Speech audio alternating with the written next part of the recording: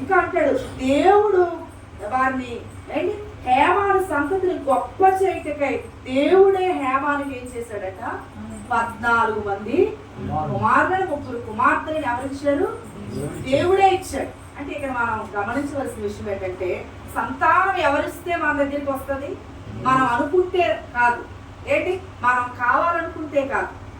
ఏంటి ఈ విషయాన్ని చాలా జాగ్రత్తగా మనం గమనించాలి, మనం ఒప్పుకోవాలి, దేవుడిని మహిమపరచాలి. ఎందువరకు సేవకులు చెప్పారు దేవుడిని ఘనపరచాలి, దేవునికి భయపడాలి, దేవుని మహిమపరచాలి. ఎందుకంటే ఖచ్చితంగా ఏంటి సంతానం అనేది, సంతతి అనేది అది కేవలం దేవుని వలన మాత్రమే కలుగుతుంది, మరి ఎవరి వలన కూడా కలిగేది కాదు.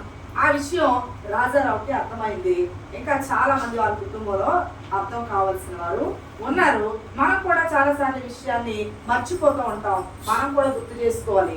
ఏం గుర్తు చేసుకోవాలంటే ఖచ్చితంగా మనకున్నటువంటి సంతతి, మనకున్నటువంటి సంతానం, పిల్లలు, ఇవన్నీ కూడా దేవుని వలన మాత్రమే మనకి కలిగిన విషయాన్ని మనం ఎప్పుడు కూడా మర్చిపోకూడదు. ఇంకా రెండో విషయాన్ని మనం గమనిస్తే దేవుడు సంతతిని ఇచ్చాడట, ఇంకా ఏం చేశాడంట? వారిని గొప్ప చేశాడట. ఏం చేశాడు అంటే గొప్ప చేయడం కూడా ఎవరు చేయగలరు?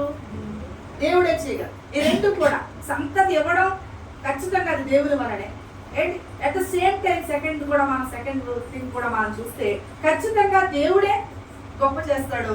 మనుషులు ఎవరు కూడా ఏంటి తల్లిదండ్రులు పిల్లలు ఎప్పుడు కూడా గొప్ప అంటే ఏదో పాట పాడతారు కదా, ఏంటి తల్లిదండ్రులు ఆశిస్తారు పిల్లలు ఏమవ్వాలని, గొప్పవారు కావాలని. కానీ చాలాసార్లు ఏమైపోతున్నాడు ఏంటి దేవుని వాక్యంలో మనం గమనిస్తే దాది అట తన పిల్లోడిని ఎత్తుకొని ఏమనుకుందంటే గొప్పవాడిని చేయాలనుకుంటే ఎవరిని ఎత్తుకుంది? సౌలు మానవుని ఎత్తుకొని పరిగెడుతున్నాడు. గొప్పవాడిని చేయాలనుకుంటే పడిపోయిందంట పాపం, మెట్లు మెడిచి అంత గట్టి పడిపోయిందో కానీ పడగానే 2 కాళ్ళు కూడా విరిగిపోయింది. చచ్చిపోకుండా బ్రతికించి పెంచాలనుకుంటే ఈరోజు ఏమైపోయిందంట? మెట్లు మెడిచి పడిపోగానే 2 కాళ్ళు విరిగిపోయి. ఎందుకు మరి అవి నడవడానికి పనికి రాకుండా? ఆ దాది అనుకుందంట, ఏమనుకుందంట? గొప్పవాడిని చేయాలనుకుంది కానీ కుంటువాడిని చేసిందంట. కాబట్టి మనుషులు ఎప్పుడు కూడా ఏంటి తల్లిదండ్రులు కానీ ఈ లోకంలో చదువు కానీ ఆస్తులు అంతస్తులు ఏంటి లేకపోతే ఇంకా ఏవైనా ఒకవేళ మనం కలిగి ఉంటే వీటి వేటి ద్వారా కూడా మన జీవితంలో మనం మన పిల్లల్ని గొప్పవారుగా చేయలేము. ఖచ్చితంగా పరిశుద్ధ గ్రంథం చెప్తుంది దేవుడే గొప్ప చేయగలడు. హేమాను సంతతిని దేవుడే ఇచ్చాడు, దేవుడే వారిని గొప్ప చేశాడు.